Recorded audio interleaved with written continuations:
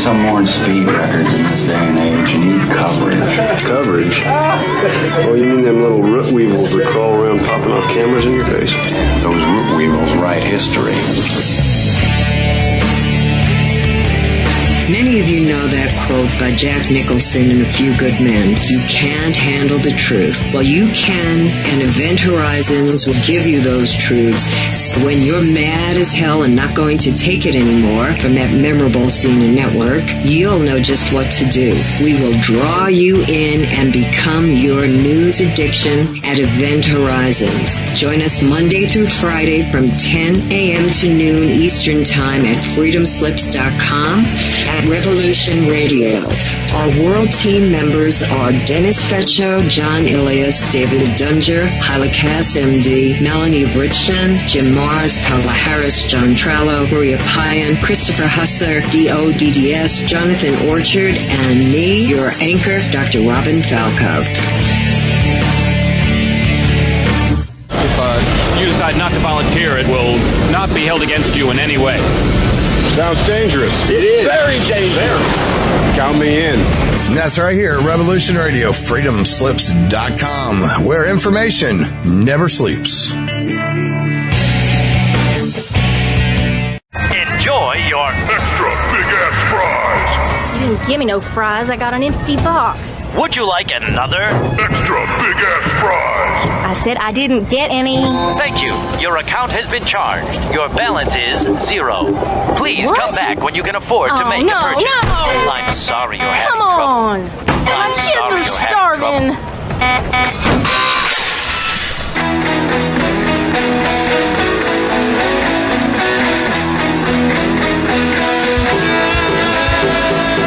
Thank you for tuning in to Revolution Radio. Here at Revolution Radio, we believe in freedom of ideas, freedom of speech, but above all, we believe in freedom of existence through self-reliance. This station is 100% listener-supported, and as a fundraising promotion, I have a kick-ass free gift for a $100 donation. 35,000 seeds. 25 years in the freezer. Long-term storable, 54 different varieties. So if food prices go crazy, the shit hits the fan, or if you just want to save tons of money every year by creating your own food like I do, grab our seed pack special. Just look for the banner on the homepage at freedomslips.com. Don't be a statistic. Don't be part of the problem. Be part of the solution. We need, as humans, to start taking care of ourselves and not depending on the megacorps to provide unhealthy, nasty food. Included in this package is also a DVD with 900 survival and off-grid living documents and the offline home canning how to do everything website all on the DVD. So when you're growing all that food, you know how to can it, store it, preserve it, etc. with all these documents. So thank you for tuning in to Revolution Radio at freedomslips.com. I hope that you will pick up this package and start learning to be free. Revolution Radio, freedomslips.com, where information never sleeps and freedom is one seed that needs to be planted.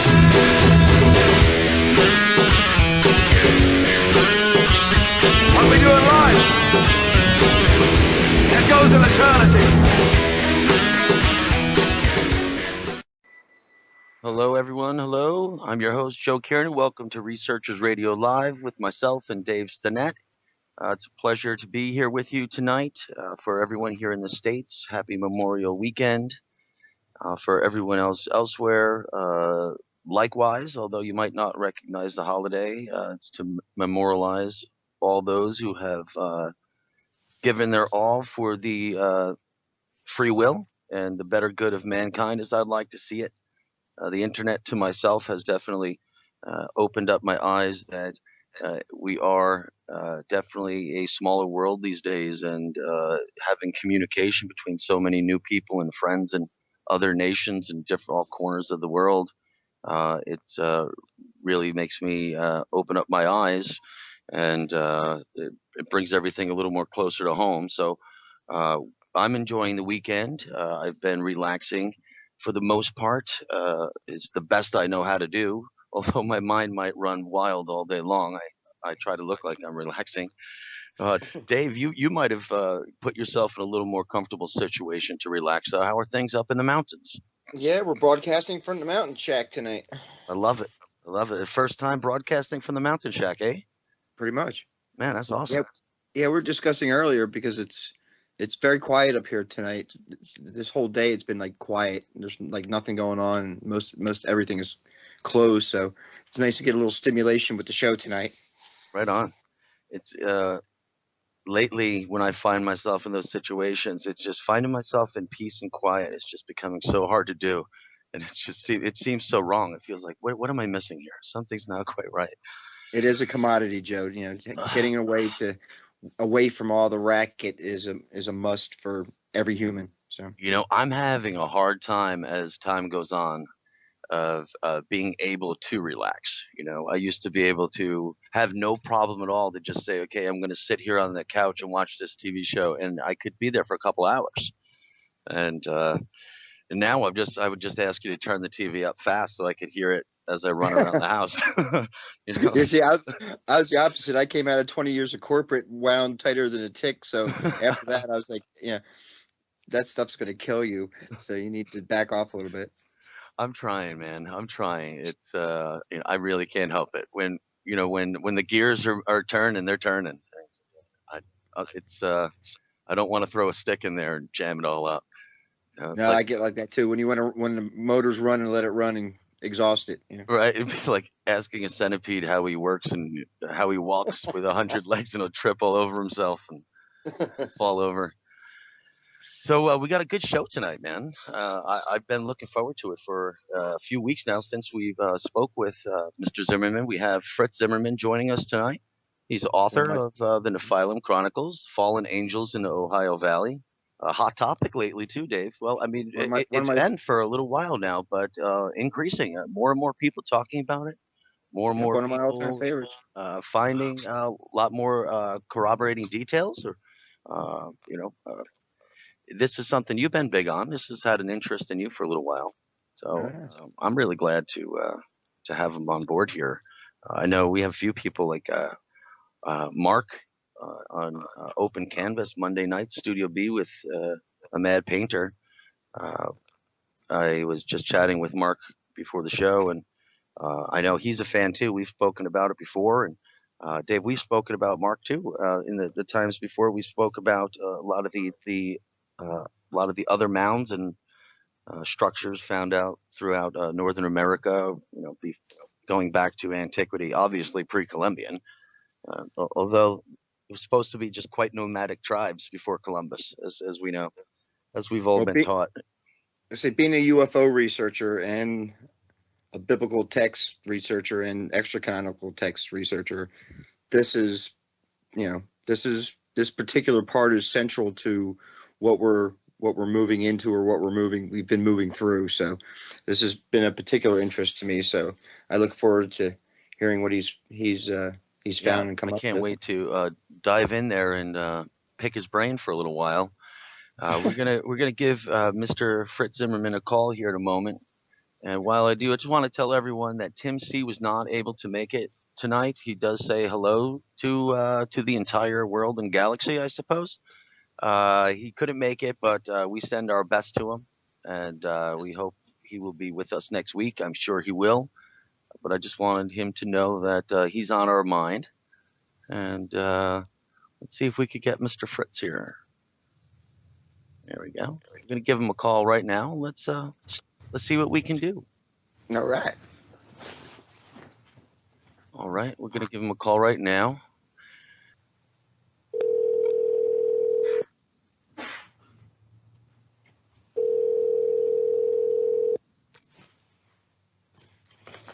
This is Rich.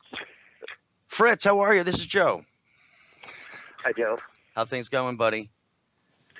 Good. Good. Thanks for joining the show. I should let you know we are calling you live. So we got you live on air right now. Dave Stinnett is here with us, the co-host of the program. Fritz, good to have you tonight. Yeah. Hi, Dave. You enjoying your weekend? Yeah, probably a little too much.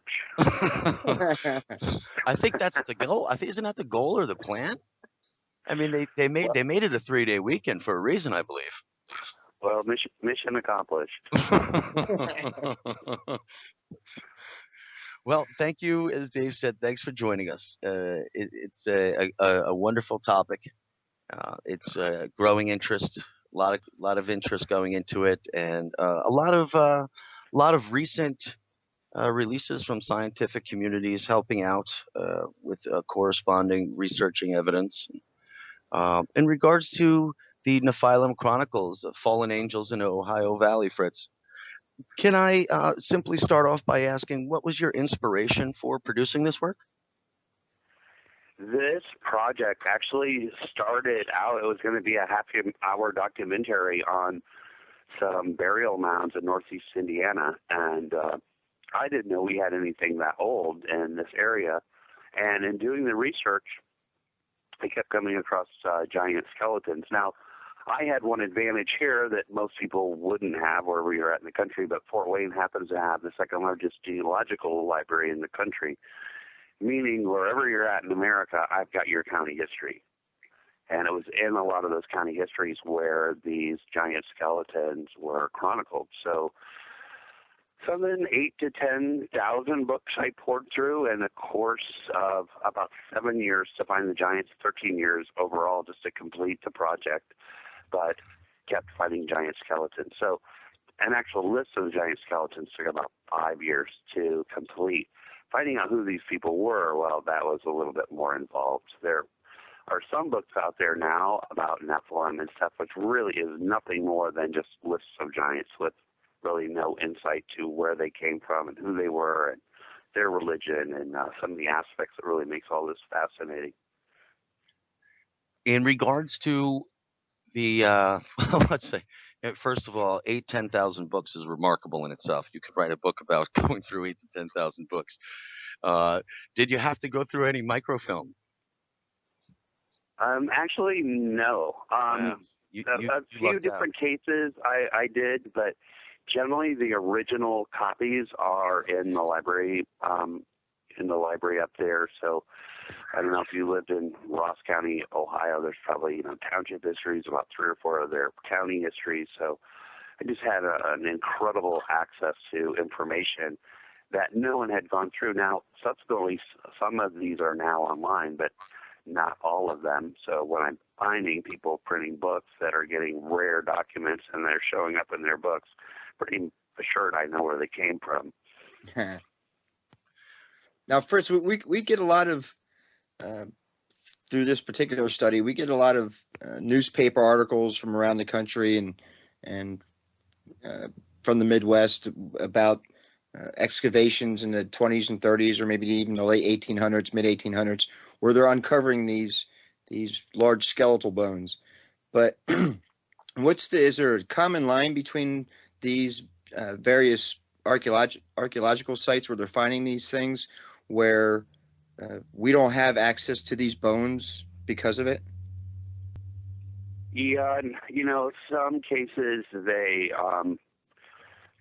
would just dissolve, so they could see the skeleton, but it had almost the consistency of wet chalk, and it couldn't be removed. However, in about 100 cases, somehow the Smithsonian was contacted, and the Smithsonian would stop everything they were doing, and they would come out to retrieve these skeletal remains, and they would seize those. And then all along saying that, all these giants are hoaxes, it's like, well, you have to question. It's like, well, if they're hoaxes, why are you traveling all over the country to literally hundreds of these sites where these reports are from? Obviously they were real, or they wouldn't have kept going. Yeah, and they have documentation showing that they were going to these areas specifically for these bones, and that paperwork is rare, but I know it's out there. Yeah, if you just read through my book, so many of them closed. Smithsonian was contacted and are en route. So we know that they were coming, and then after that, the bones just disappear. So there's been stories that the Smithsonian dumped them in the Atlantic Ocean, the Potomac.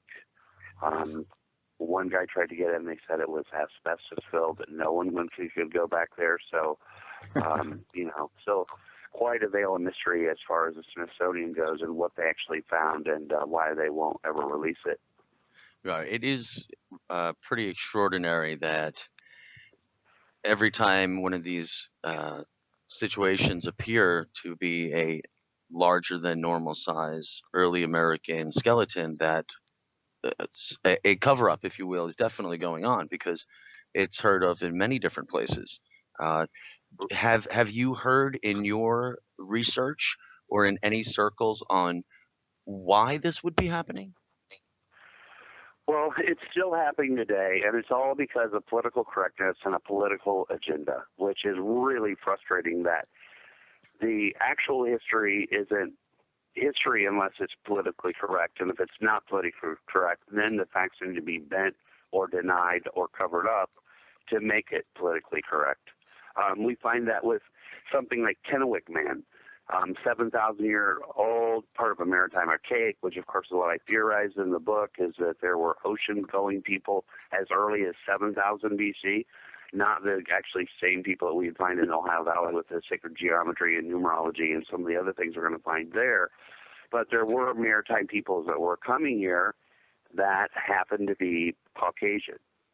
And because that isn't politically correct, it's, done away with. So now Kennewick Man, they're not doing DNA studies on that. There's some others that have been covered up in cement because with the Native American Grave Protection Act, a tribe, if it's in their area, can just take it, seize it, and do whatever they want with it. So it's kind of that, along with the politically correct universities working hand in hand, that if there is something controversial that comes up, that evidence is repressed and put in a place where it can never see the light of day, where studies can be done on it. So, yeah, it's still going on. Fritz, I do want to get to a few things right there, but before I do, there's already in the chat room where we're having people that are looking where we could find you. And one of our friends here, you may know, Mr. Mad Painter Mark Eddy, from Open Canvas, they're helping me out here as painters, posting some links for your blogs. But Mark, we also have your website, http www.ancientamerican.com/AA/. And we're going to be posting all of the links and where you could find his pages. And we also have an upcoming conference that we'd like to mention too. But Awesome. before I stray too far off, you really have my attention, because one of the topics I was hoping to get into with you, Fritz, was just that conversation you mentioned, that there might be Caucasian, possibly a European, of course. How many cases would you more or less? That might be hard to put a number on, but is this a leading theory that this could be one of the possibilities of why they're not releasing the bones, whether they be giants or not? That there was a Caucasian in arrival here, possibly pre-Columbian. I mean, I understand why that evidence might be put on the back shelf, if with many nations still going back and forth about the littlest things, never mind quite a large territory. But do you hear this in conversations about the Caucasians being the giants? Yeah, it's out there. I think I'm the biggest proponent of it, and with the evidence to back that up, we have haplo-X DNA showing up in Native Americans. That actually came from the Sea of Galilee, so that's actually obviously people from biblical lands who are coming over here. If you look at the skull types of what's called the corded people, which I think I put on your Facebook page, they're long-headed. They're showing upper Paleolithic skull traits, a bit of a protruding brow ridge. Facial prognathism means their upper jaw juts out a little bit, and they have an occipital bun. And I've even confirmed, it's like, show me one people that has an occipital bun except for Northern Europeans. You can look at the two skulls; they're identical. There's three actual contingencies the way that made up the Beaker people, who inevitably built Stonehenge, or put the stones in Stonehenge. The hinge had been there earlier. But all three of those head types and rare head types show up in Ohio. along with being very tall, along with building conical mounds with circles around them, along with building hinges as solar temples, building other earthworks that were tracking the moon and different stars. And so you just had this body of work, sacred geometry being one, numerology being one. You have all these aspects that we can find throughout Egypt and the early Babylonians, and we find it in the Bible. We find it repeating itself in the British Isles, somewhat in Northern Europe, but certainly concentrations in the British Isles, and we find it again in the Ohio Valley. So how you can look at all of that and think that's all just serendipitous circumstances where all those things would repeat themselves is ridiculous. It's really more ridiculous not to look at the evidence and believe anything else, and that's exactly who they were. I'm in agreement with you there. I mean, just speaking on myself, it was just a few weeks ago where I was looking at particular stone carvings from Central America. It was today it's Mexico, but it was down in lower Mexico, and I was looking at a few of the carvings, and I said, this really isn't too far off from the Persians. Just this particular one I was looking at. It's just the way the sculpture was carved, the math method put into it. As you said, sacred geometry. You could tell by the proportions and the way they went about it that I said to myself, this particular one here, I said, either this has to be some sort of a clue or they have just figured out the same exact thing, which is remarkable because these are things we're really not discovering these days. Nations these days really aren't coming to grips about these old ways with the math and the carvings and turning to it like early civilizations did. So I'm really coming around on it myself with, before it was just a gut feeling, but there's a lot of things coming out that are really putting me to that.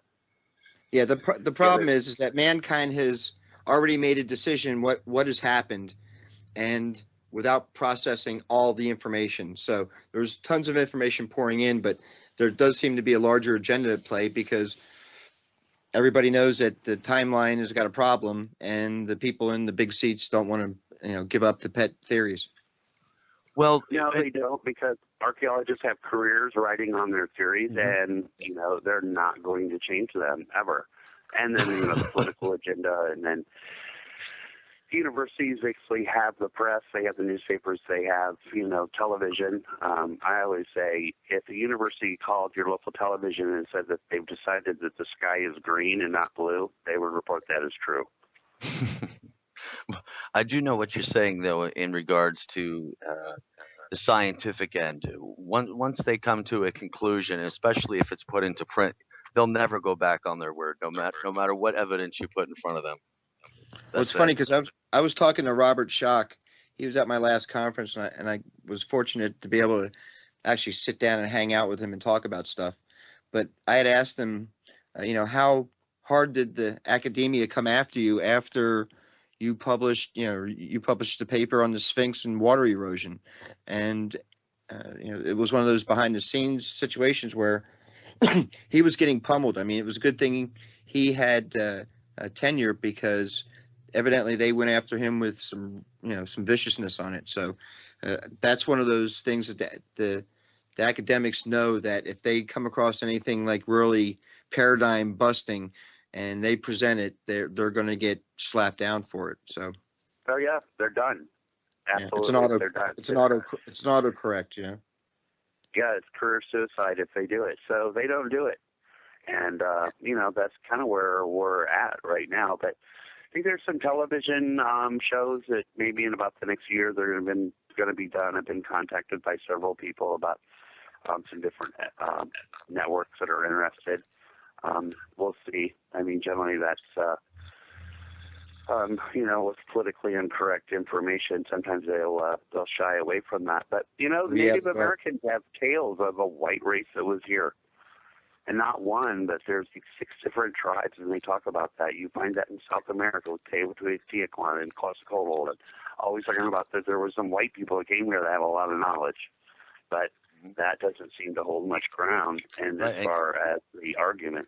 Quetzalcoatl, his legend, now he came by ship, right? Wasn't it? He came by sea, right? He came by sea, left by sea, right? Yeah.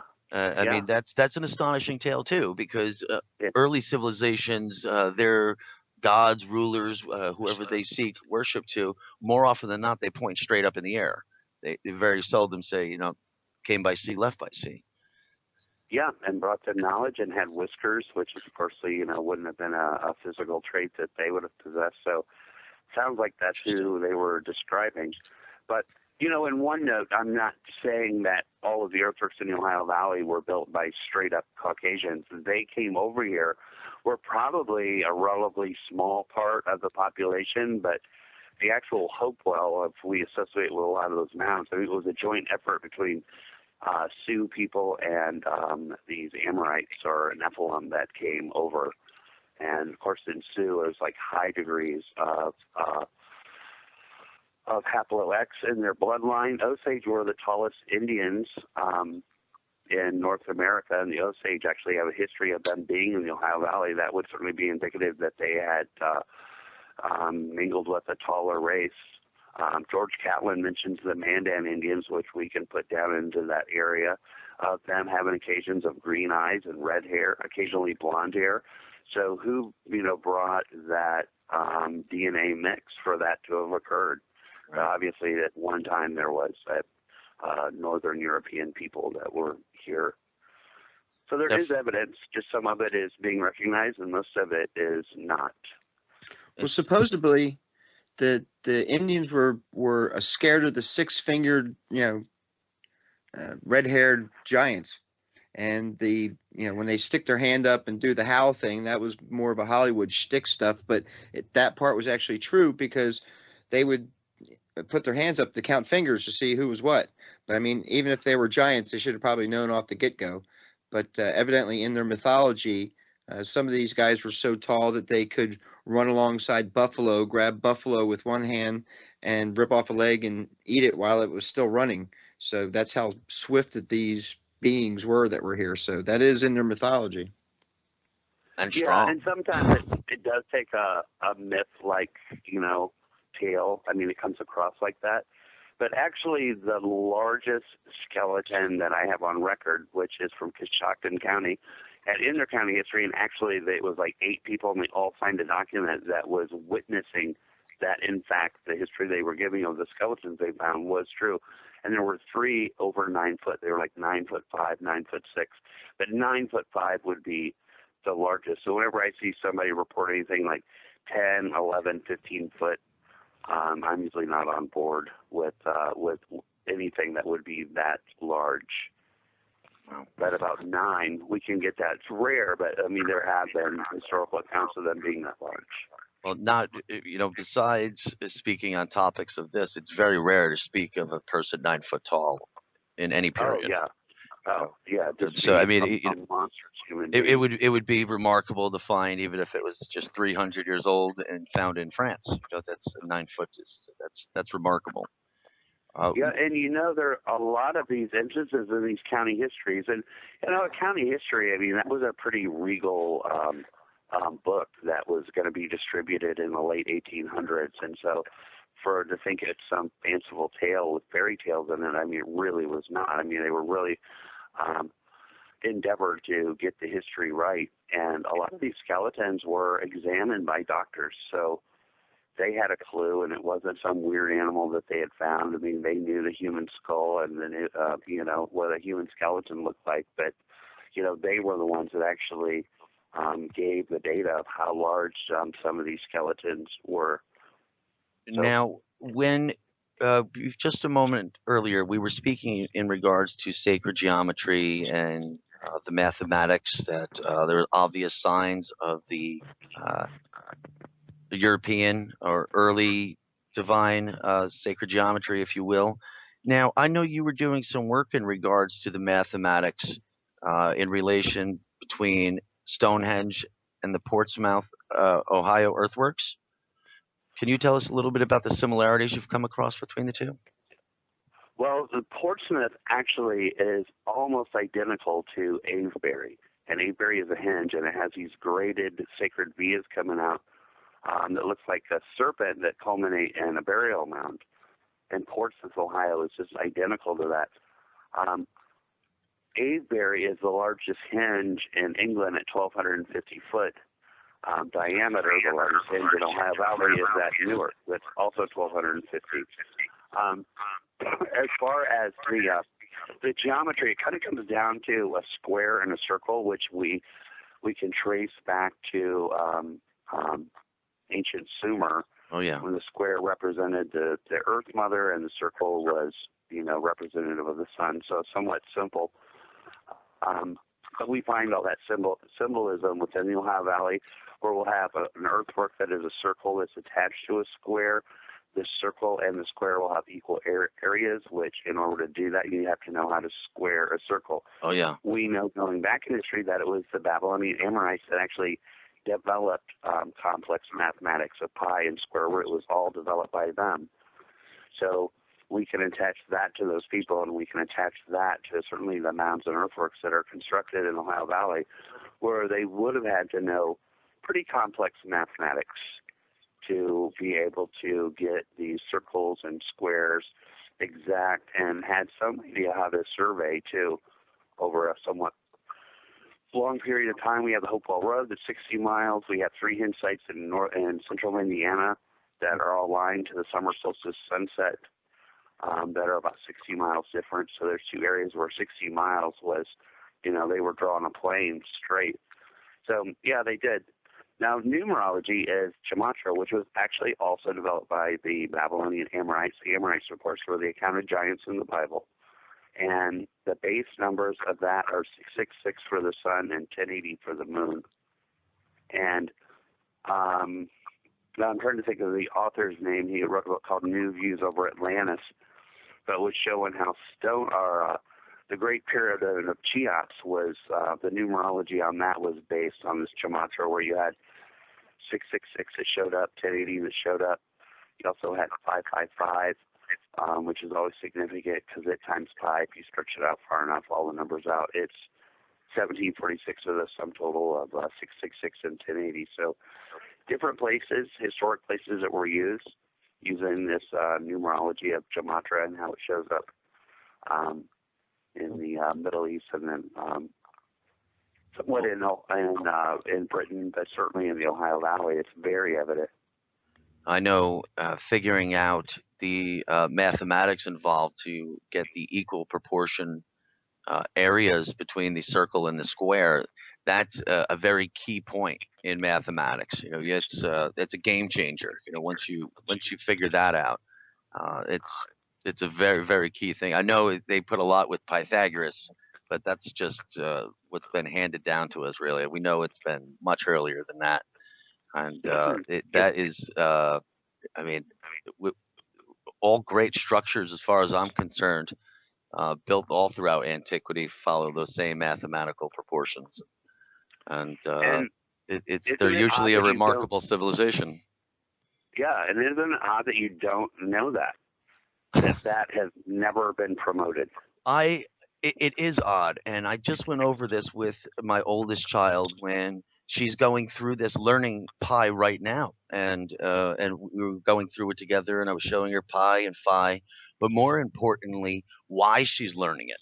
And just like anything, once you show a child what the purpose is, you're being told this, and how you can actually use it, they see it a lot different. It becomes interesting when you show examples and things like that. And then I was thinking, everyone else in our class, it's really just learn pi is 3.14. Just memorize that. Don't ask me why. I don't know. They just tell you, just know this for the test. That's what you have to know. Very seldom do they get to apply it. Or I really think a lot of times these days, these mathematical things, the teachers don't understand why it's on the curriculum, but yet they are quite essential. Maybe it's still only used in drafting and architecture on the scholastic level, but I could honestly vouch with you on this sense that early civilizations followed this math, and they were able to build incredible monuments of any weight, really, from what I could tell, because they moved things around with ease, apparently. I don't know how they even did some of these things, or just even here in the Americas, in the Ohio region, a lot of the mounds, just the earth movements themselves are just incredible. Things I would say today would require a lot of machinery, a lot of work, and Don't forget too, there's never a mind theory laying it out.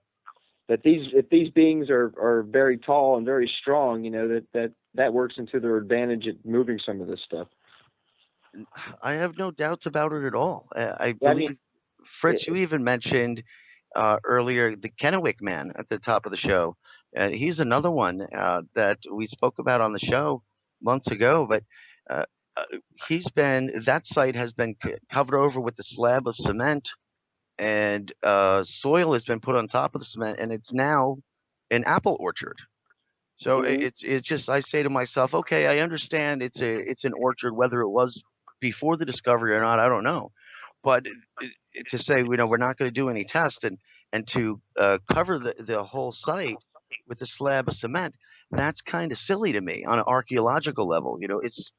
It's kind of careless to cover it with cement and turn it into an orchard for it's such a significant piece of history, possibly.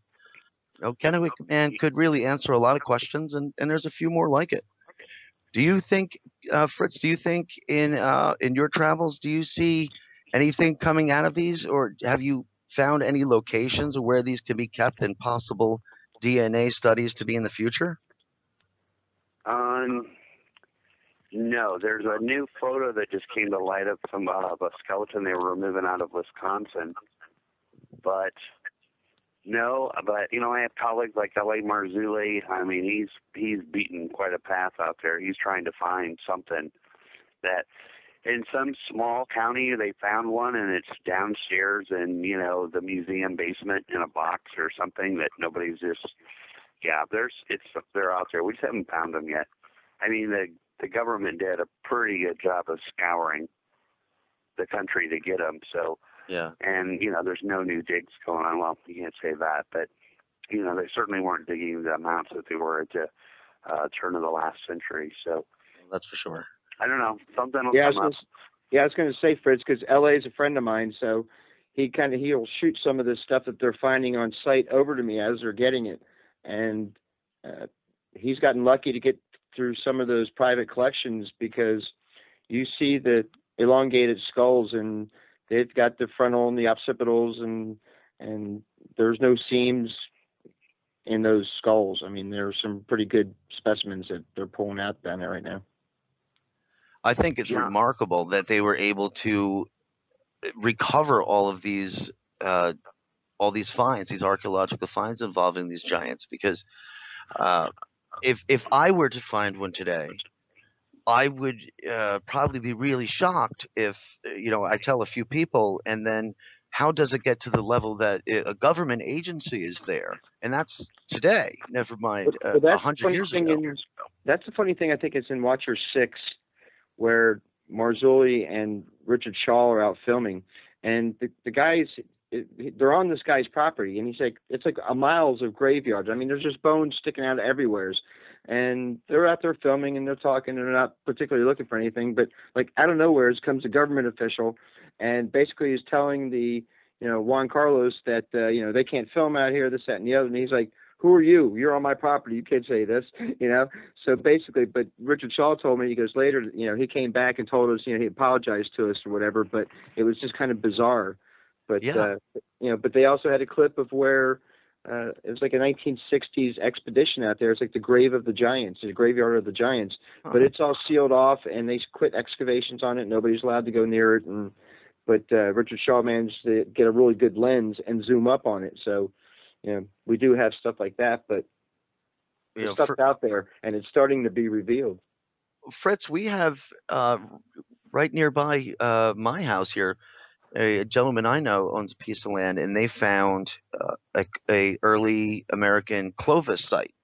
And in the dig, they found a lot of skeletal remains and pottery and everything else you would expect to find in a civilization, or a smaller one, I should say. And along with the arrowheads and everything else. And this was 15 years ago. And this just a year 2 years ago at most is when I started speaking to the property owner about it. And he had told me everything in detail on what they had found, and it was remarkable. And what I found even more astonishing was that I asked them, did you get anything? Arrowheads, any pottery, anything I could look at? I was very interested. And he said, they took everything. He said, everything. Wow. And he said, Joe, the only thing they gave me was a 100-page report a few months later. And I said, do you still have that? And of course he did. And I have it. And I had gone through it. And Dave actually sent it to you as well a while ago. Yeah. And it really goes through everything. It even had photographs of a lot of the pottery that was found and a lot of the tools that they were making. And I was just astonished that it was on this guy's property. And they came and they just took everything. And I asked him, I said, how did that happen? That a government agency hired an outsourced archaeological firm to come in and do this dig and document it and file it. And everything was sent off to the federal agency involved. I'd have to check on the report. I don't want to misspeak. However, it doesn't say where the origins go from there. However, what had happened was this gentleman had purchased the land, and it was about a 200-acre parcel, and he filed for a building permit to develop it, to put a road in and put in some houses. They said, that's fine. We're going to have to go through the usual channels, and we'll see how your application goes out. He said about a week later, he got a phone call, and he was asked to meet out at his property to discuss this, which he thought was odd because this is what he does for a living. So he's used to having to just go to the government office, the town or city office. And he went out there, and he was met by a representative on behalf of the United States government, and told him, before you get approved for anything, we have to go through this property. And they went through the property and located 3 specific areas that they were interested in, and that's where they dug. And they found a civilization that strived, in their words, in the early woodlands period, like 500 BC to 1500 BC. But they found it was a very, very active community, like a small civilization between the years of 3,000 to 6,000 BC, which I thought was just absolutely remarkable. I mean, this was, as much as I disagree, the pyramids were built around 3,000 BC. So that would mean in this little town today that really only has a few thousand people, that a striving civilization was here for 3,000 years leading up to the building of the Great Pyramid. What state do you live in? I am in North Myrtle Beach, South Carolina, right on the coast. And there is a famous site here in South Carolina, but it's quite a distance. I'm on the right on the border between North and South Carolina, and the popular sites for the Clovis excavations are down near the Georgia border. So that's a good 3 hours from me. Well, they have found large skeletons all up and down the coast that usually have primitive facial characteristics of almost like a Neanderthal, protruding brow ridge, sloping forehead, massive jaw, very large size. And in Florida, they found skulls that, I think they call them the bog skulls or something, but those things dated to, I think, around 3,000 BC. And they did the DNA on them, and they turned up a Caucasian. And then that story died on the vine, but they did DNA tests on a lot of the skeletons. They said they're coming back European. But, that's how I go back. There were several migrations that came over here. There were some as early as 7,000 BC to 2,000 BC, and then we probably have who archaeologists call the Adena in the Ohio Valley, who were actually the Beaker people out of Europe, who were originally the Amorites. That's probably more early on, around 2,500 BC, because they came here to get the copper in the early Bronze Age, when copper was king. I mean, they couldn't get enough of it, and had found it over here, so that originally brought them over. Commerce, that always makes sense. No one goes anywhere if there's not money involved. Columbus wouldn't have came here if we didn't think he was going to get rich doing it. And we always forget, we know there's been many, if not many major plagues, lack of food and droughts throughout history. And when people are hungry and thirsty, they will go to extremes. And if getting on a boat and just saying, hey, I'm just going this way, and I have better chances just sailing out this way than I do staying here. And, hey, Fritz. They say there's evidence at the Ohio mounds of human sacrifice. Is this a common theme through some of these areas where the Nephilim have been? Yes. You do see evidence of that. You see skulls or skeletons buried without heads. You see skeletons where the head is placed between the legs. Sometimes attendants accompanying a large skeleton where it appears that they were slain at the time of the burial. Yes. And, actually the remnants of much of this Druid animistic religion that was being practiced by the Beaker people at 2000 BC would kind of carry over into the Celtic nations that were somewhat doing some of the same practices. So I've been reading a lot on Celtic history and finding some really interesting insight of what was the importance of a skull, what kind of ceremonies were they doing with the skull. So it's some interesting insight into possibly what was going on in the Ohio Valley. But I believe that was part of their religion, that at some points they were sacrificing people, and it kind of looked like they were doing it of captured combatants and people that they had. I don't know if it was indigenous, could have been. Yeah. But, yeah. What do you think about the possibility? Because I think Marzulli throws it out there that during the conquest of Canaan, that basically the Israelites were on a tear, and the Nephilim that were known to be in the land at the time, that they kind of panicked, and maybe they got into their sailboats and sailed off to the New World. What do you think the possibility of something like that? Yeah, I think there's a lot. I think about the time they show up, we have things getting really hot over in the Middle East. We know that's where they were living, in the coastal and in the mountains along the Jordan River. We have DNA from that area over here. But you had the Hittites to the north, the Egyptians to the south, the Hebrews were coming in around 1600 BC.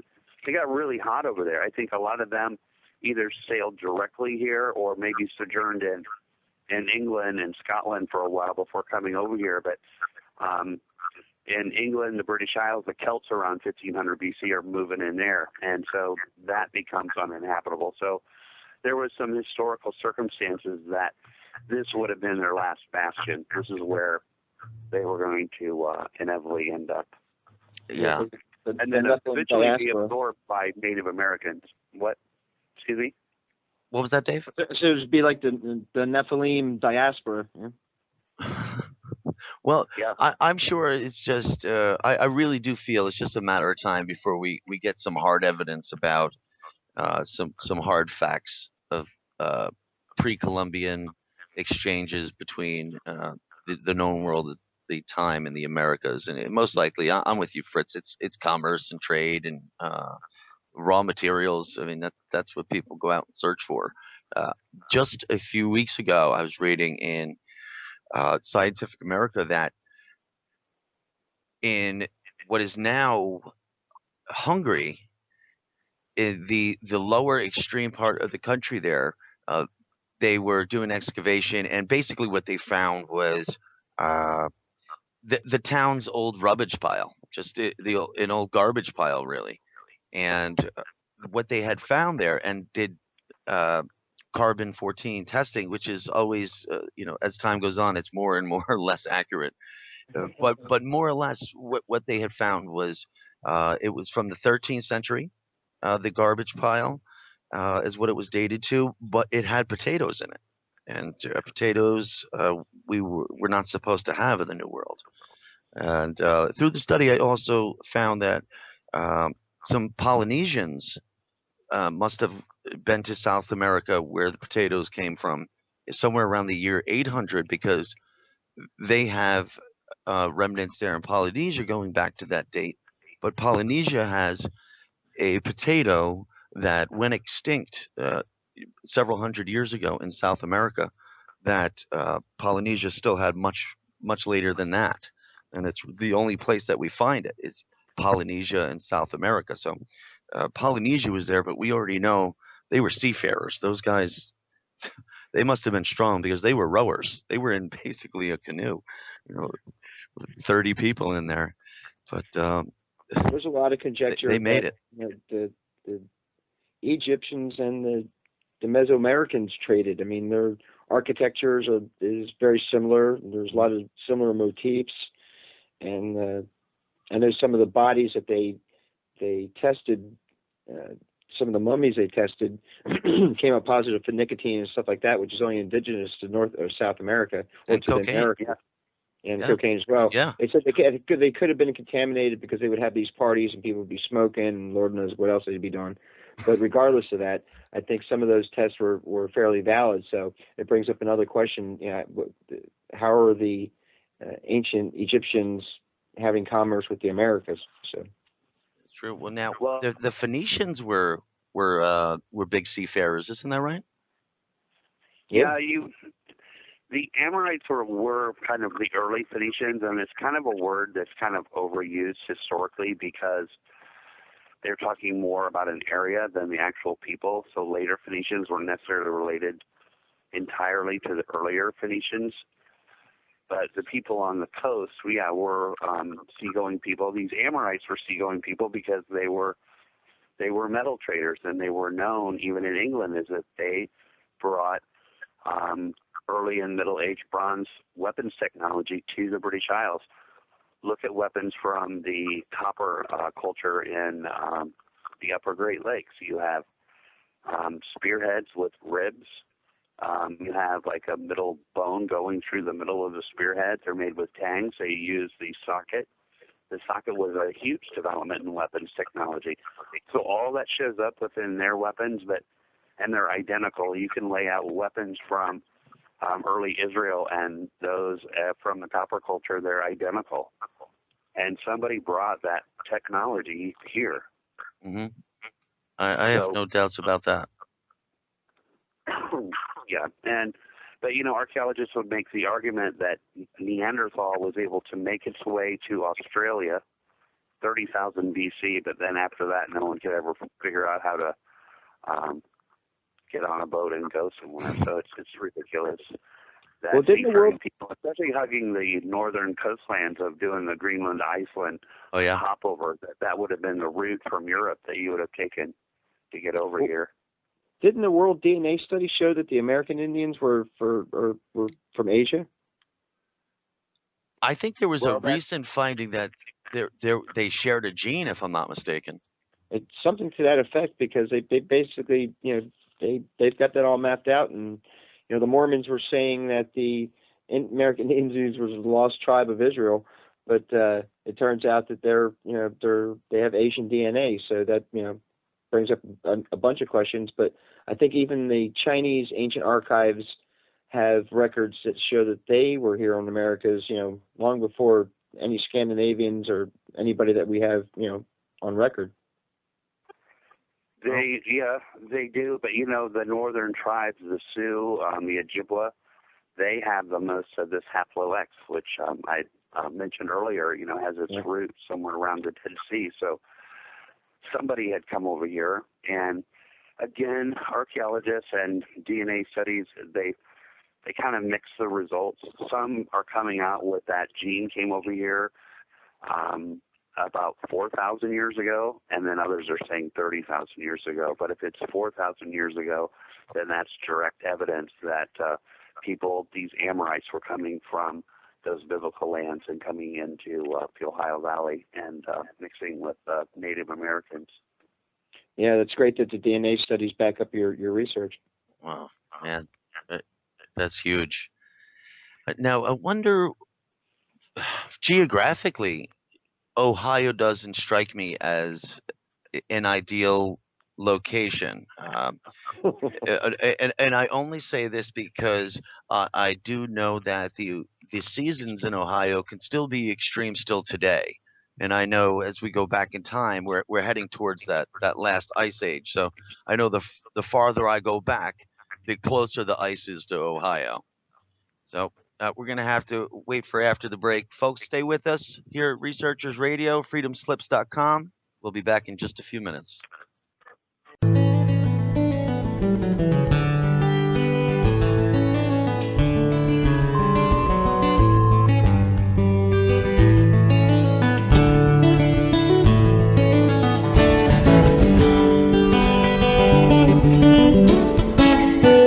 Listening to Revolution Radio at freedomslips.com, and we'll be right back after this message.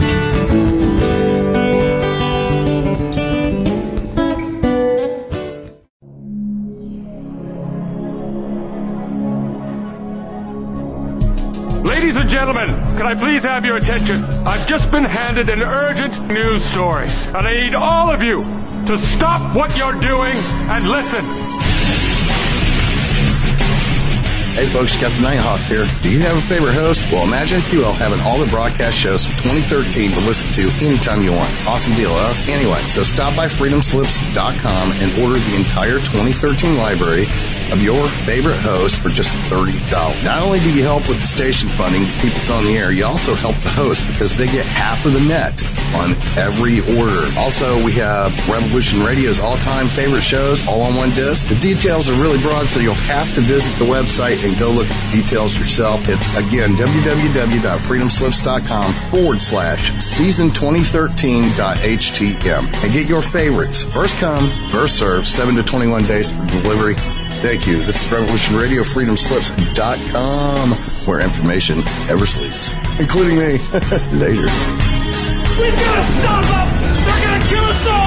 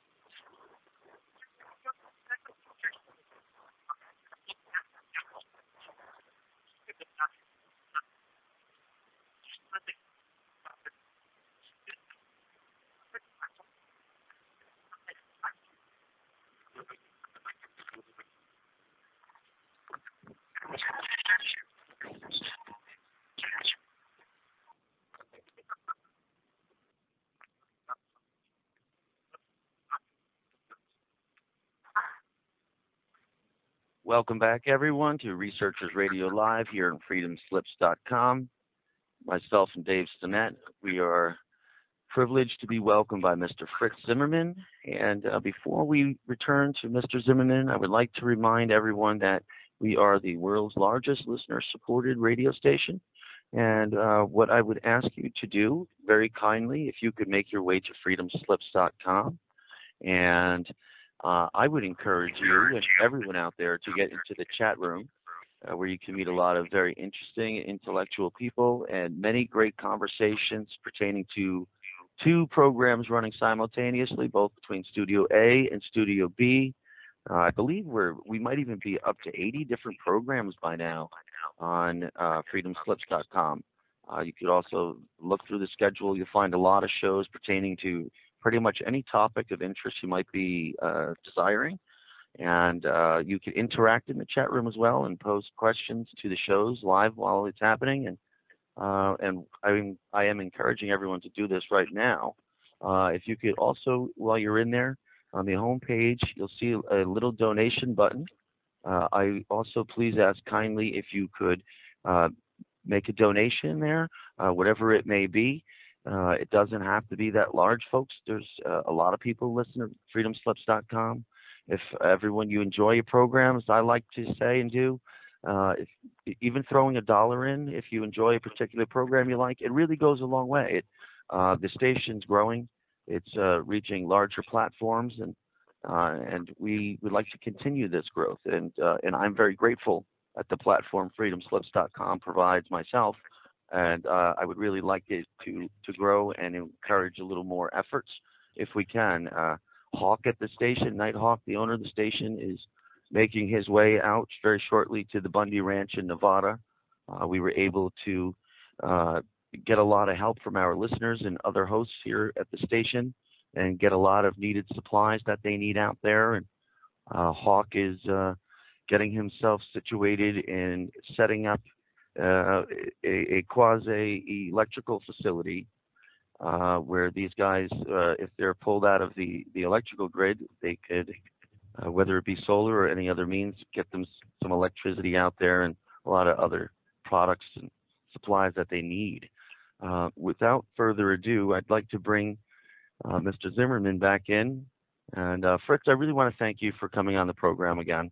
And before I dive back in and try to pick your brain apart, can we tell a few people where we could find you in regards to your different blogs? Can you let a few people know where they could track you down?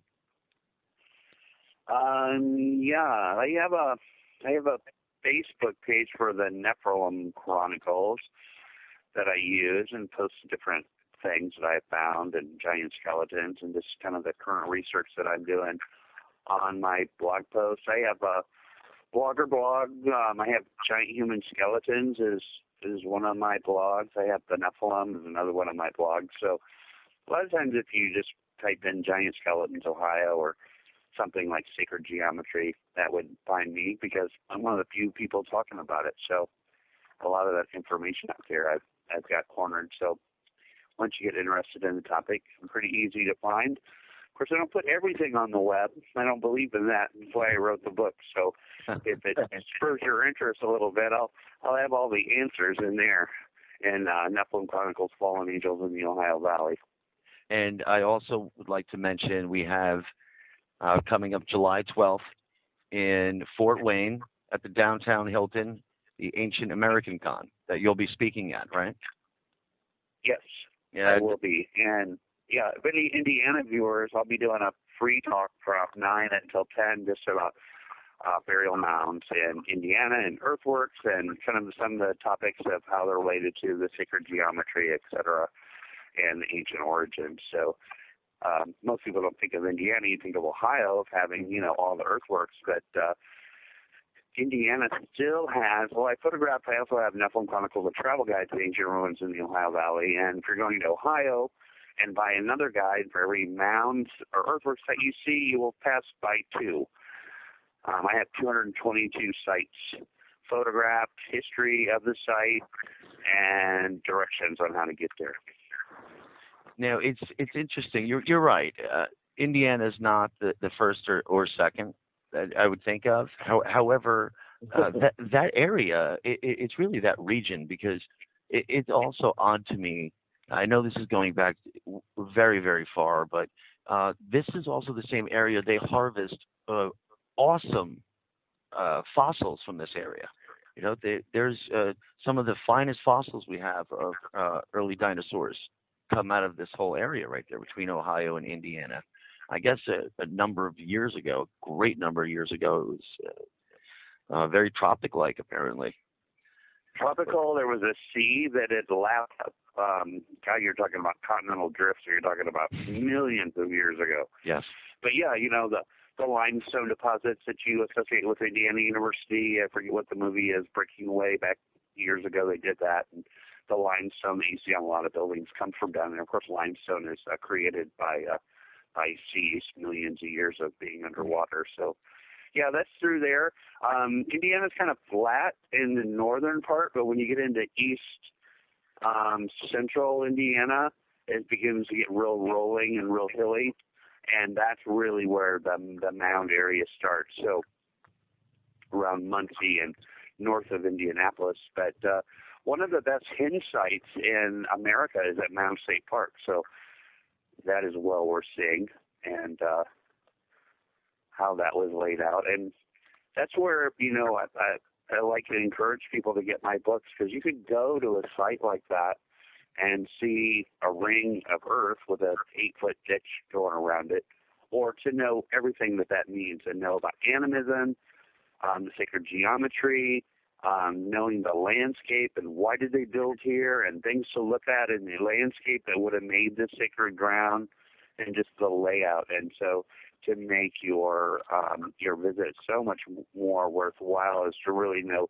the different layers of culture that would culminate in that being where it is and why they built something here opposed to there and just what it all means. So get you a little more info before going to a site like that, whether it be in Indiana or Ohio. Oh, yeah. Any of the sacred works.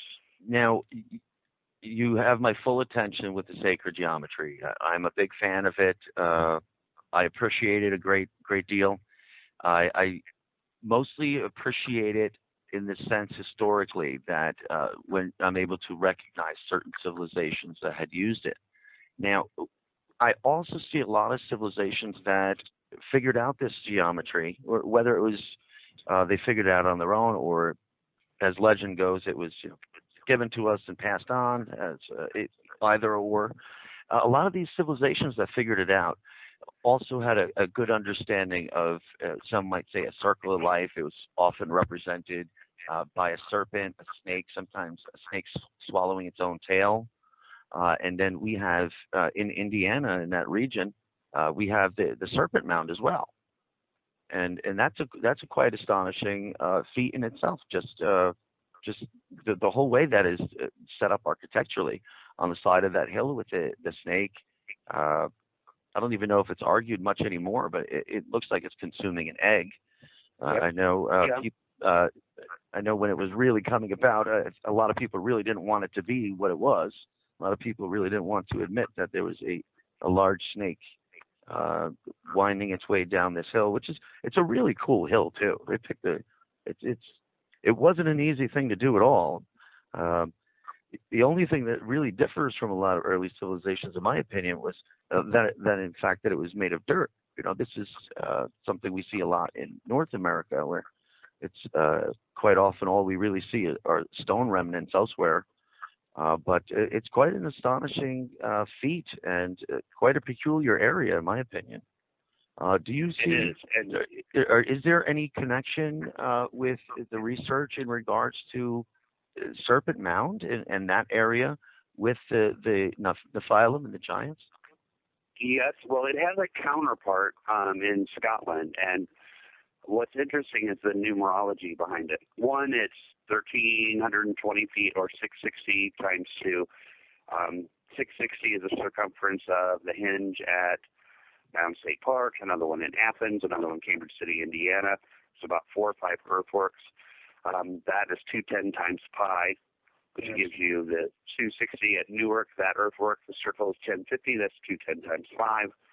But the number of the mound builders, the most common group of mounds is 3, and the Serpent Mound is facing the confluence of 3 creeks. The body bends 3 times, the tail coils 3 times. So it's 3, 3, 3. Go up 20 miles up the road, a serpentine hilltop enclosure called Fort Hill. If you look at it on the map, you can see 2 serpent heads coming together. Had 33 gateways. 3s. So that, and then the symbolism where you can tie different sites together and say, like, okay, well, 3 obviously was an important number.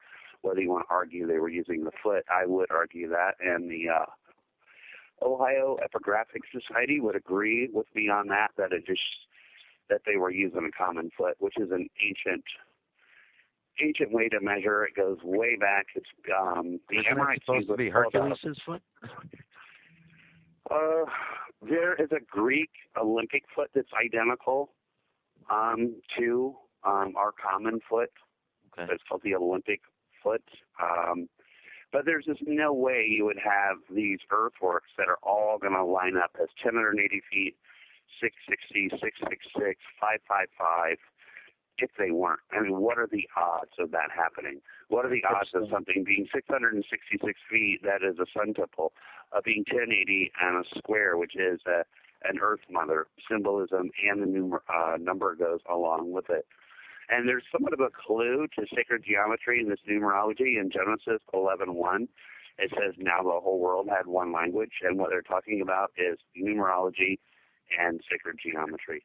That you could look at a symbol or look at a number and know what that meant. Right.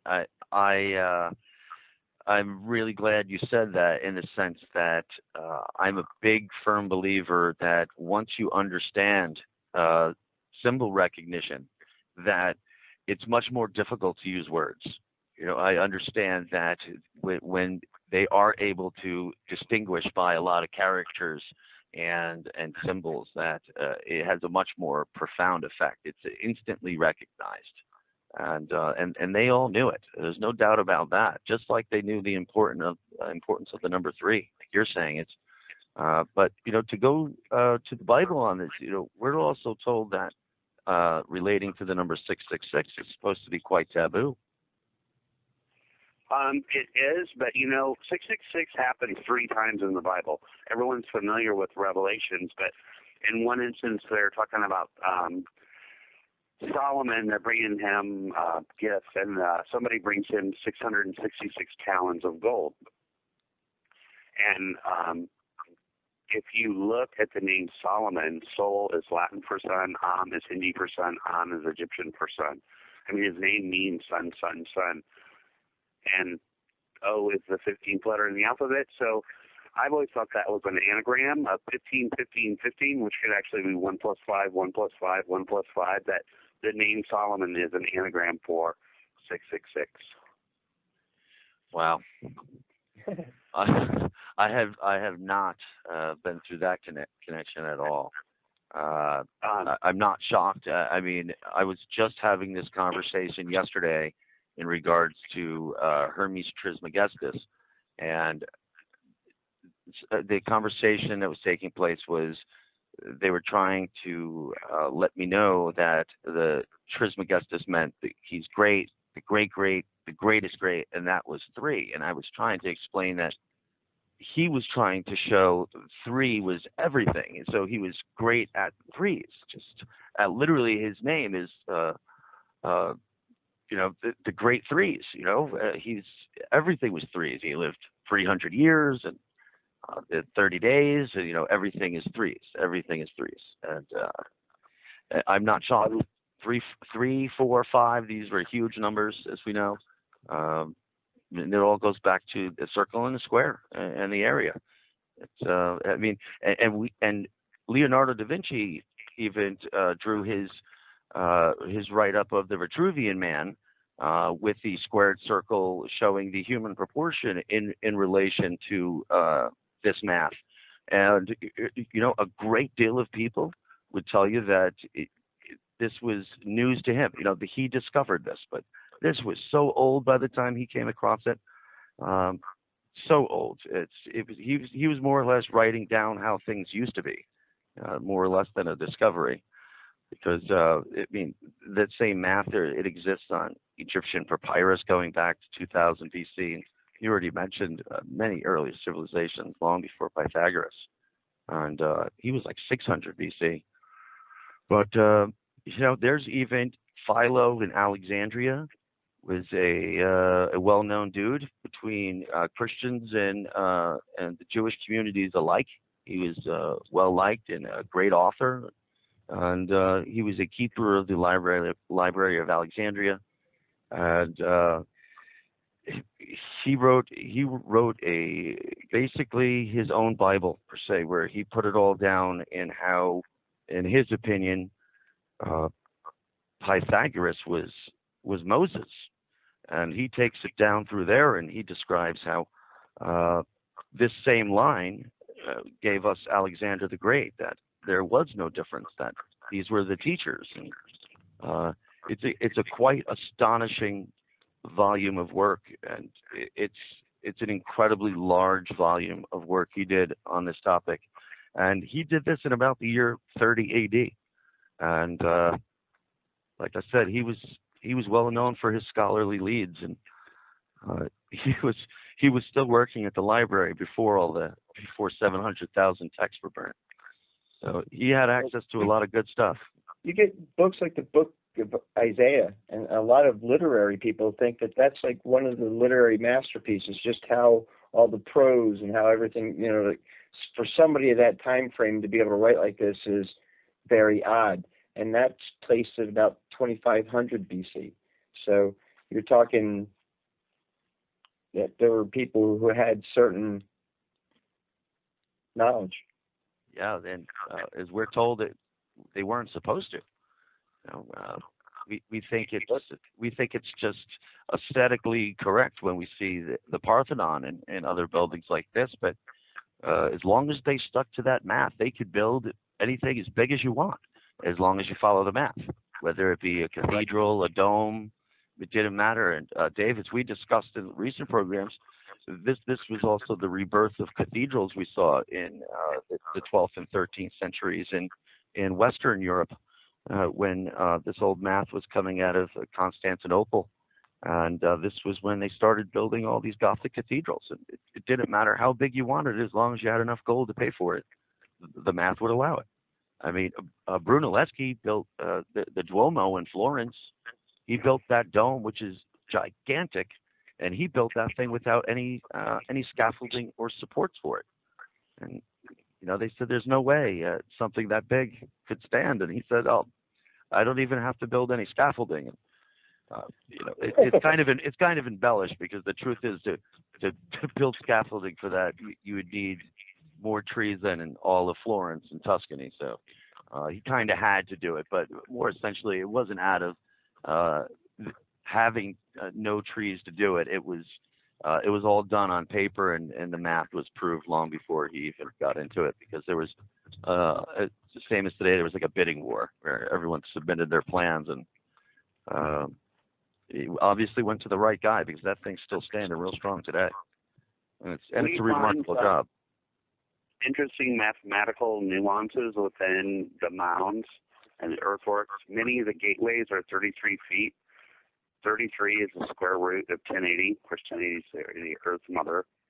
And the gateways are 33. Christ is crucified to 33. Christ is the gateway. So I think you find a lot of blending of cultures. While some of that ended up in the Bible, some of it inevitably ended up within the construction of these burial mounds with numbers with the same symbolism that you would have found over there. But again, I'm returning to it. It's I rarely use the word coincidence, because I understand that just doesn't even exist. But I find it remarkable that they use the same math, and also the symbolisms. That in itself, as we talked about, was like a language, and picking a lot of the same symbols is not a coincidence in my book. Never mind the math. Just the quick associations, like you just did with the gates and the 33s. And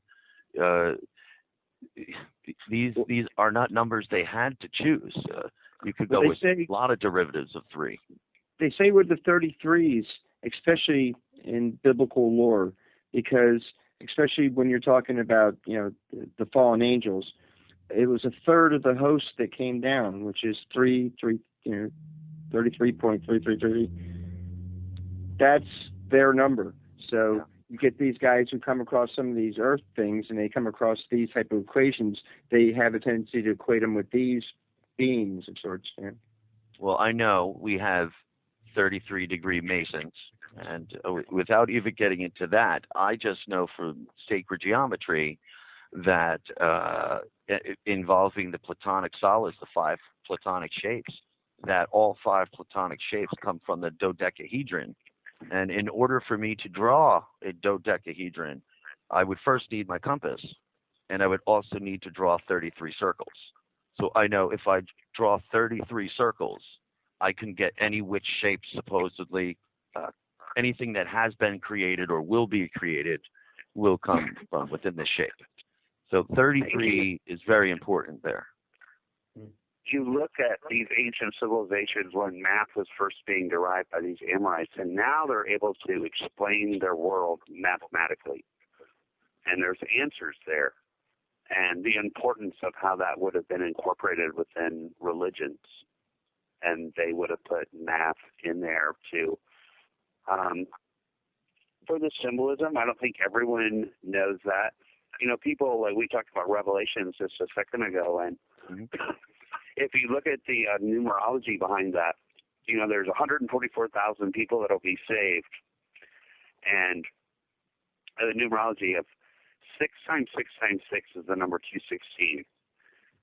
If you take the 1080 of the Earth Mother and double it, you have 2160. So we would look at 216 as being the sacred marriage, the yin yang number. But if you divide 144,000 into 666, you get 216.216.216.216 to infinity.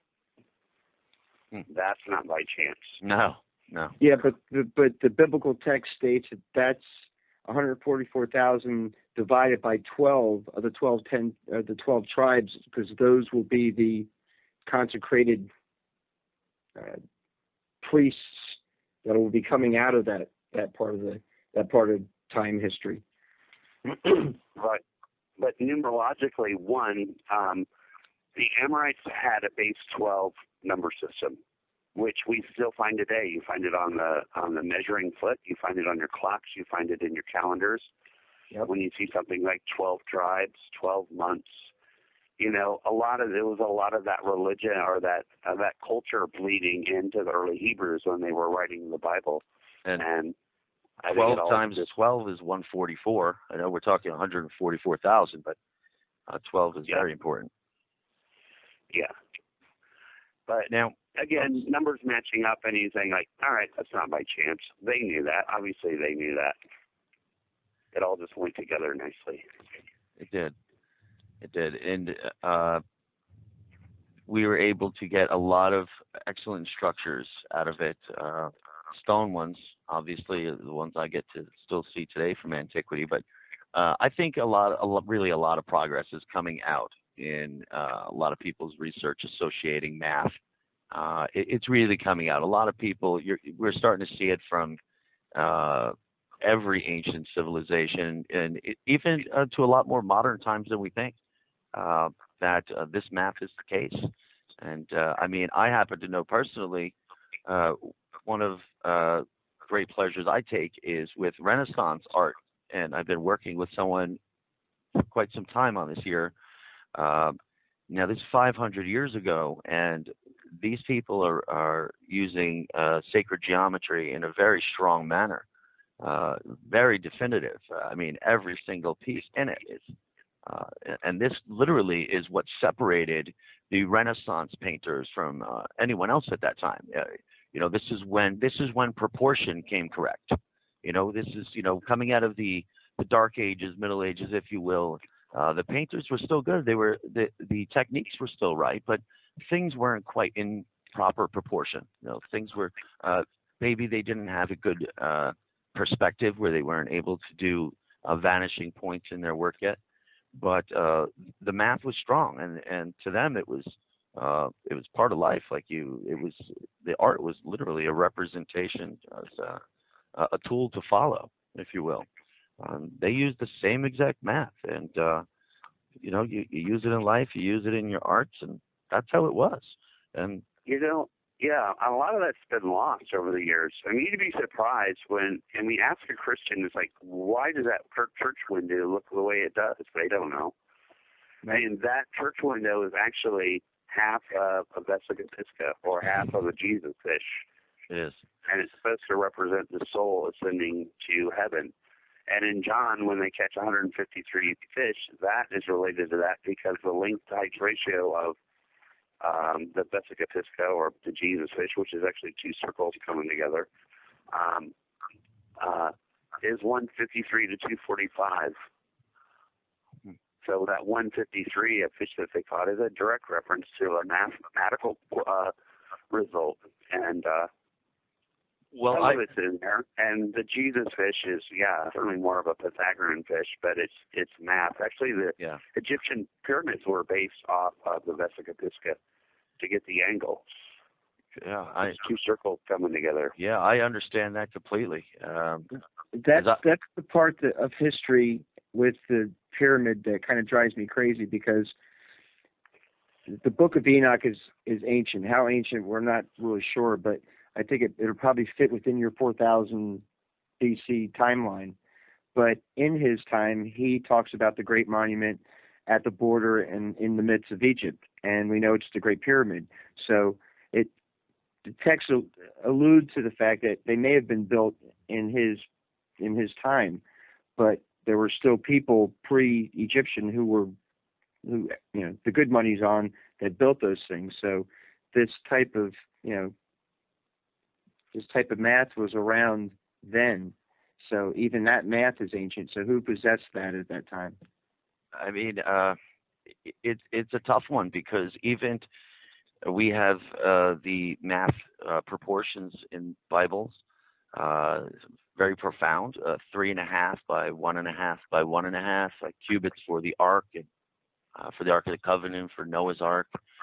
These are literally our sacred proportions, and if you build your Ark to this proportion, where there's a lot of early civilizations, not even that early, since the year zero, that say, ark is an arch. And, we build arches to those proportions still today. And, we use the word triumphant arch. However, every single country has one of these arches, and it's pretty much the first thing they build.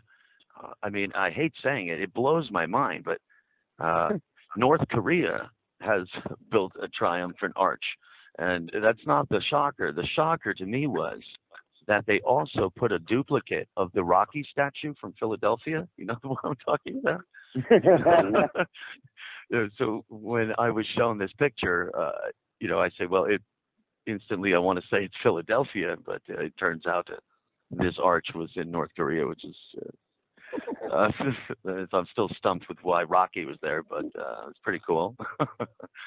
But that arch, these triumphant arches, I'm a New Yorker myself. I know we have one right in the center of Columbus Square. It's gigantic. It looks like the famous triumphant arch, Napoleon. I'm in the keystone of the state, Joe. That's all we have here. Yeah, this old math is, again, guys, like I'm with you on all this. This has been around, and great things were built upon these mathematical equations, and I'm happy to see somewhat of a revival of it, or an awakening. A lot of people are really starting to realize there's a lot to it. It's more than just a word. People think sacred geometry. Initially, they first of all, they say, I didn't listen to a damn thing in geometry class. Secondly, they say, I don't understand how numbers could be sacred. And I understand those 2 points, but it really has nothing to do with it. It's not necessarily a worship of the number. It's more of a respect for it.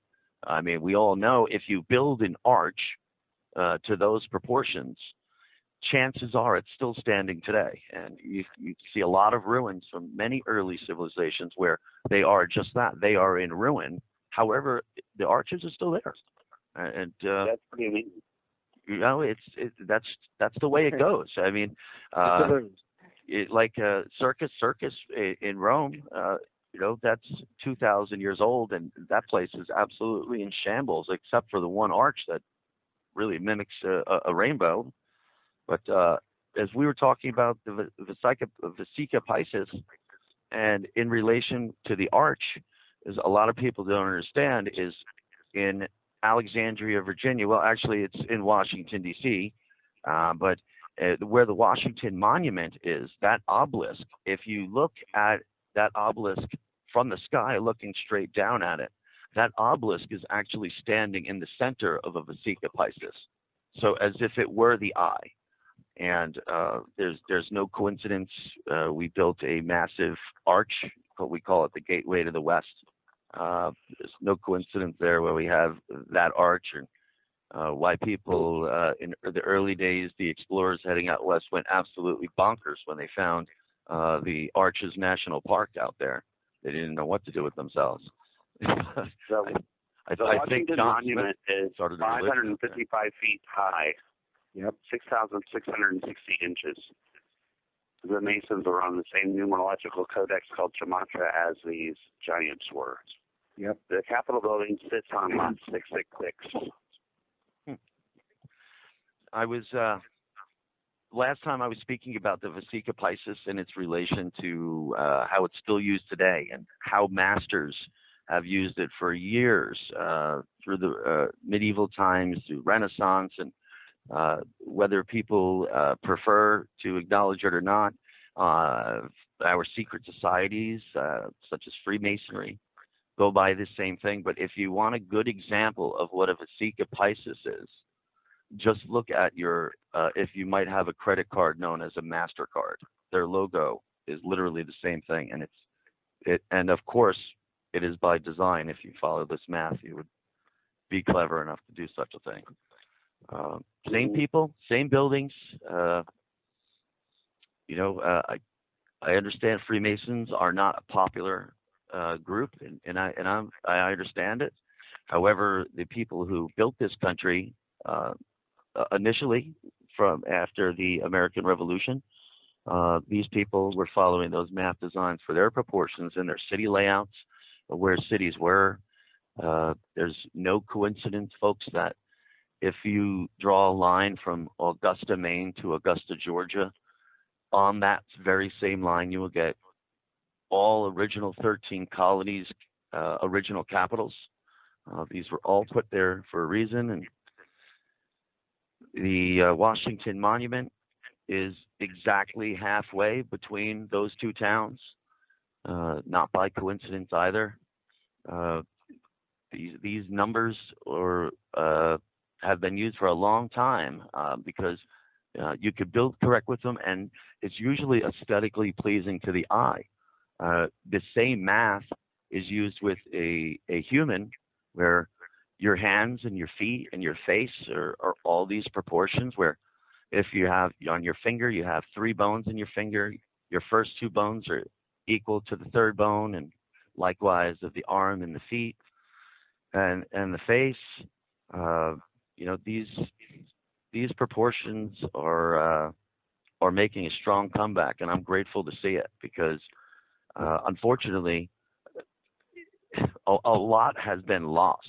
Where I tell a lot of people, I pose the question why we push so hard 100 years ago or 130 years ago to eliminate Geronimo and his last holdout, his last civilization out there. And because when we got to the Southwest, everything was being built in arches. As we all know still today, this is the Tex-Mex look, the Mexican look. The windows are still arches. If you watch TV, I know when a TV show is filmed in LA as opposed to New York, because in LA, all the doors in the house are all arches. The front door of the house has an arch top door, where on the East Coast it's all rectangles and very, very square and uniform. Out west, we found that they were building the old way, and this was a way. The Roman Church didn't like this building because in Constantinople, in the Eastern Roman Empire, this was how they did things. People don't understand that if you go to Eastern Roman Empire and you could be standing in a city that's in ruins, and it might look completely identical to Athens or Olympia or any ancient ruined city. However, that city could just be built in the 1400s right before it fell, because they still built to these proportions, and they still built everything out of stone. And they felt strongly, you build it with the right math, and you build it with the right materials, and you'll never have to build it again. That's it. It's done one time. You build things to last. Very far from today's standards.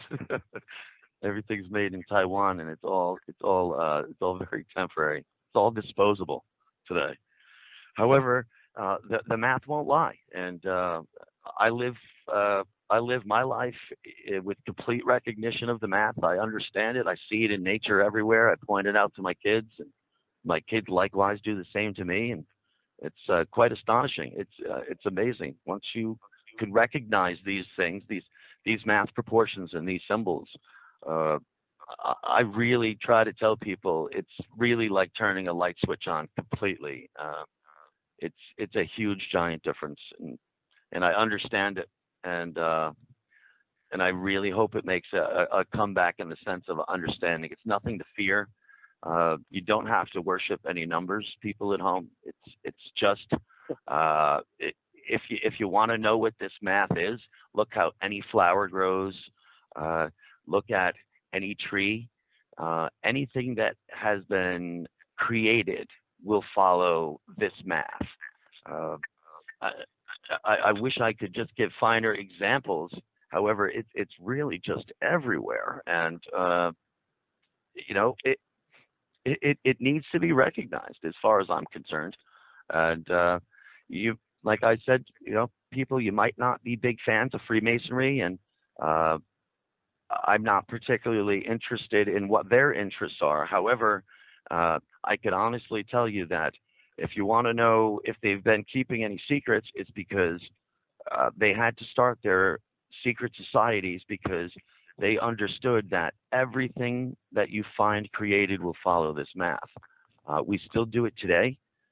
We call it the M theory in theoretical physics. Stephen Hawking writes books on it and talks about it. It's basically, as far as we look into the universe, we still find this math, no matter what, no matter how far we look or how great a distance we look. And we also see it on the tiniest level, even it's under the greatest microscopes. And this literally is the reason why we have superconductors and we smash atoms, because we have learned that if instead of going to the edge of the galaxy to continue trying to count, we could do it here on the smallest scale as well, and it will give us the same math. We understand that. And what the whole goal is there is they know that 90% of everything that's in the known universe in all galaxies has, they originally stated it hasn't been discovered, but as theoretics such as Stephen Hawking say today, it's not that we haven't discovered it yet, it's just that we haven't counted it yet. And to me, it's a big difference. I'm very grateful for him to clear that up, because that's really what it boils down to. So when they're smashing these atoms, and whether they're looking for dark matter or antimatter, any of these, that is true. That's exactly what they're looking for. It's the opposing force. We might not be able to see it, but we know it could be measured. And to the early Pythagoreans and to a lot of Masons today, it's measure everything. It's measure everything, and you'll find threes, and you'll find these proportions. This is why you'll see symbols.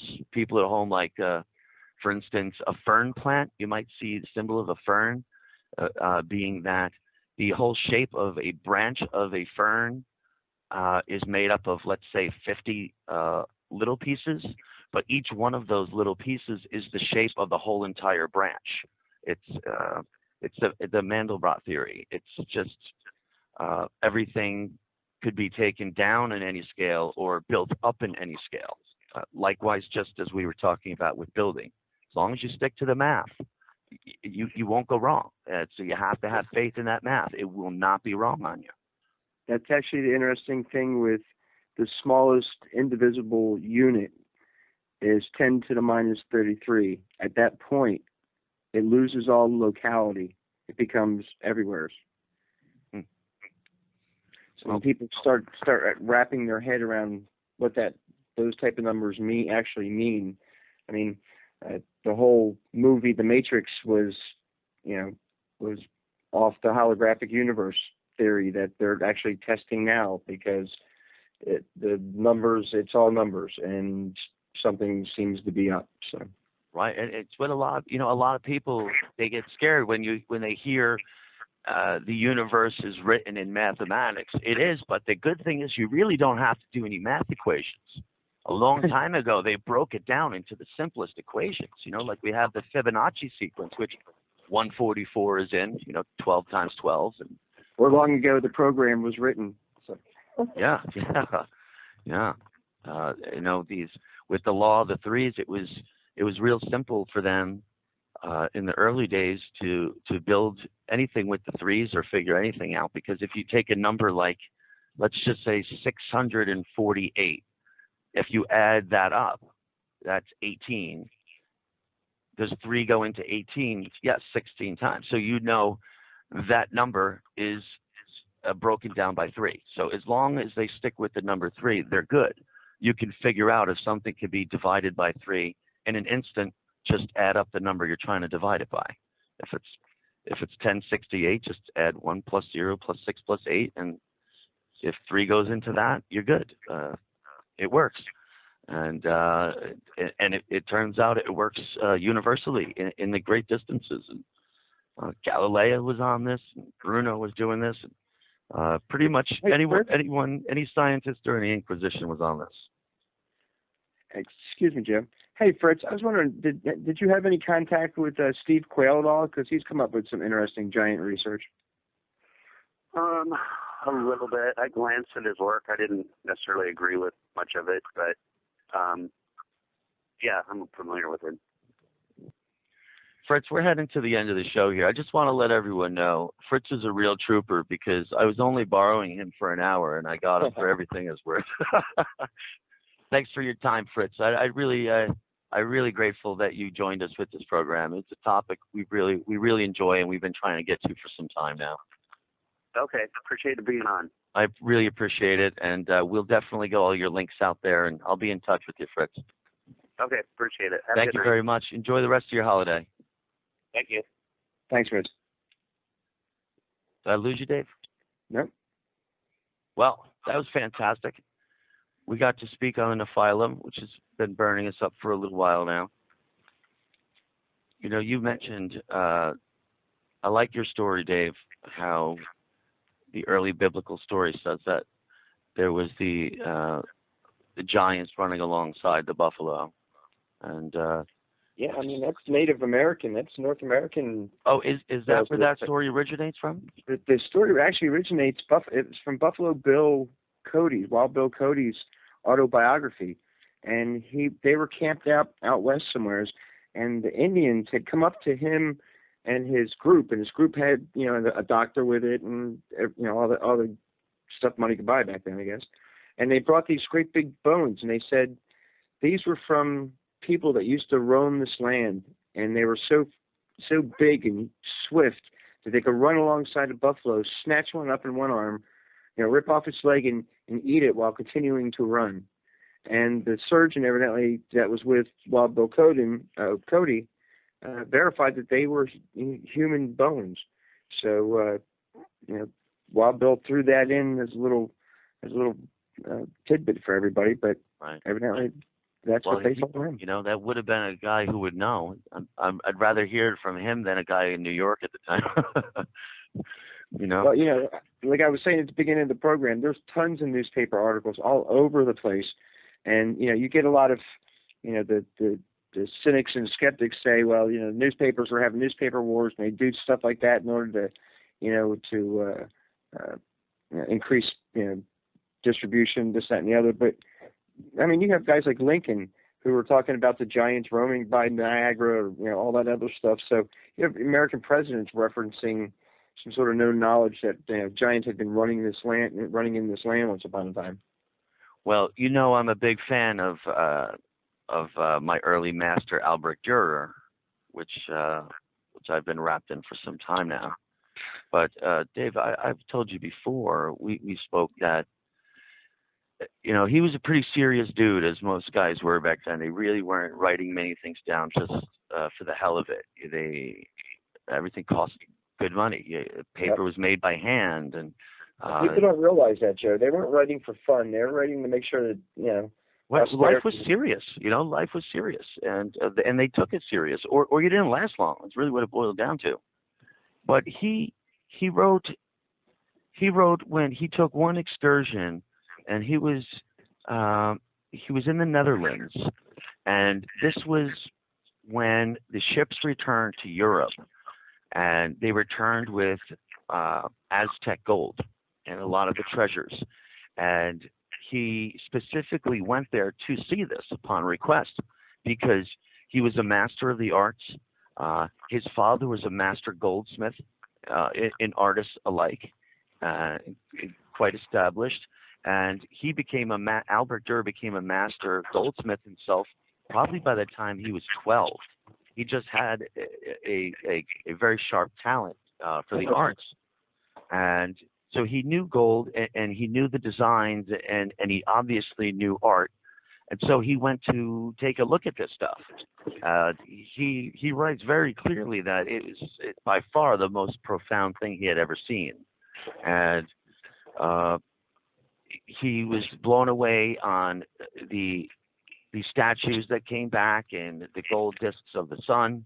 But without going far, my boy Albrecht also says he also saw a giant, obviously dead, but he saw the bones of the giant, and he said if they were to lay this thing out, 30 people could lay down where its bones would take up. I know that even I say he must be exaggerating to some degree. However, it really would be like the only thing I found in all of his works where he would be exaggerating. Everything is so precise with the guy. He wrote maybe, let's say, 20 pages prior to that page on this trip, and it was so detailed.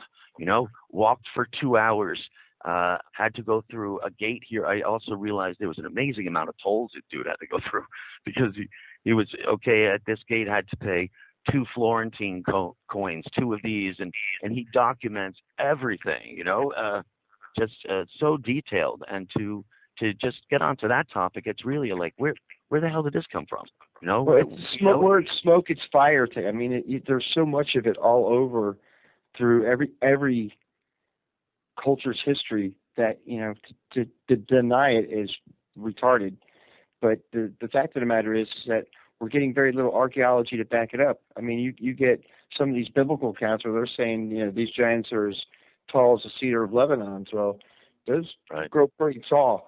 And if you're going to make those type of claims, you better be able to back it up by archaeological evidence. So maybe that stuff is buried real far down for all we know, But at this point in the game, we're not getting a lot that we can wrap our hands around to confirm the story. But again, Marzoli's stuff out of Peru is striking, because some of those heads are huge, and there's no knitting together of the four bone plates. It's got my attention, man. Yeah. It's got my attention, no doubt about it. I very rarely toot my own horn or use that expression, because it doesn't sound like it.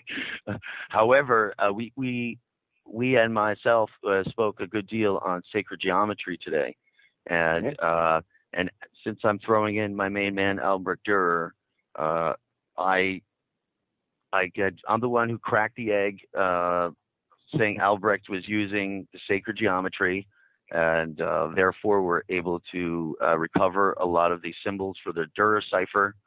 And I was met with a little bit of hesitation from a good deal of mostly museum folk that were really against the idea that sacred geometry was being used by Albert Dürer. And I did publish 2 papers on it, and we did speak about it here on the show. And I'm only mentioning this because I want to let everyone know that last week, the Metropolitan Museum of Art in New York City held its first exhibit displaying the mathematics of sacred geometry and proportions by Albert Dürer. So it's not that they're catching on; it's that people could stop being a little bit so ignorant. It's just so obvious. It's not my opinion. I could show it to you, and that's how they worked, and that's how it was done. And I'm gonna say it right now: Leonardo da Vinci was doing it too. Not many people even want to say that, but I mean, I could. So let me grab my compass and a ruler, and I could go through every Leonardo da Vinci work that's been done. This is why their work was above everyone else's. That's why they were masters, because they knew the math and they applied it to their life. It was that simple. That's what they did, and it's what's been lost in a lot of aspects. And the ways of the old masters is dwindling, but there's a few. Maybe that's the real secret, Joe. Maybe that's the real secret. That there's always a group carrying this knowledge forward, just in case calamities happen and we lose this knowledge, but there seems to be someone always always in stock with the goods. I didn't re-find it. Someone had to have told me. I would say most definitely. I could say most assuredly, even outside of our known secret societies like Freemasonry and Rosicrucians, things like that. But absolutely, there are probably a greater number of people than most realize here in America. They want nothing to do with secret societies, however. Just a long line of people, I suppose. But the good thing is that the math existed, and how to use the math, that's very important. I know Mr. Scarecrow in The Wizard of Oz, when he came to and he had a brain, first thing he started spitting out was Pythagorean theorems. He said, A squared plus B squared equals C squared, and square root of all this. I mean, because he figured it out. Straw man got a brain. And and he went right to Pythagoras. There you have it. There's more coding for you. Yeah. Well, I could tear into that one with the golden spiral leading to the Emerald City by Hermes. Oh dear Lord. Oh, I'm just upset someone beat me to it and wrote such an excellent movie. It's right up my alley. While watching it or something like that.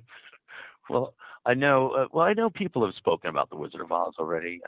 I remember seeing something on TV about it where Oz is OZ, ounce for gold, and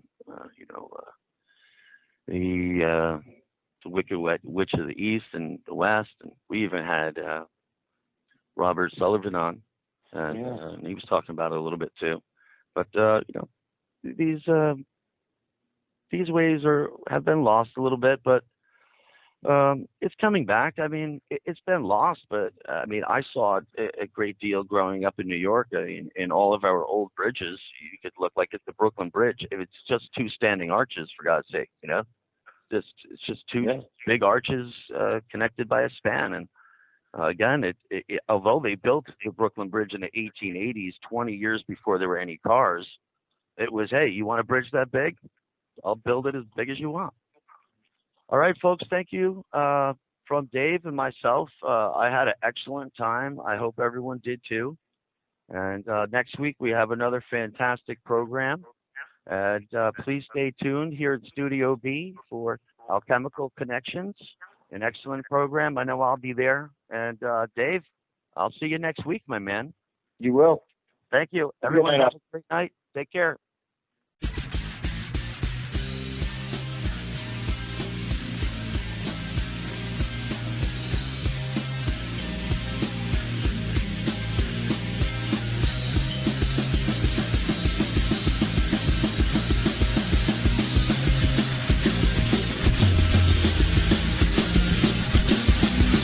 Thank you for listening to Revolution Radio.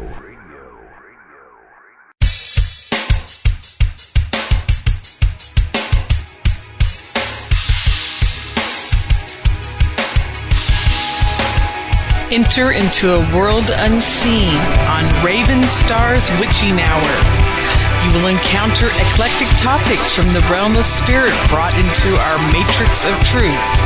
With your host, the Solaris Blue Raven. Solaris will bring you an array of unique guests covering topics from ghostly spirits to amazing anomalies, covert technology, UFOs,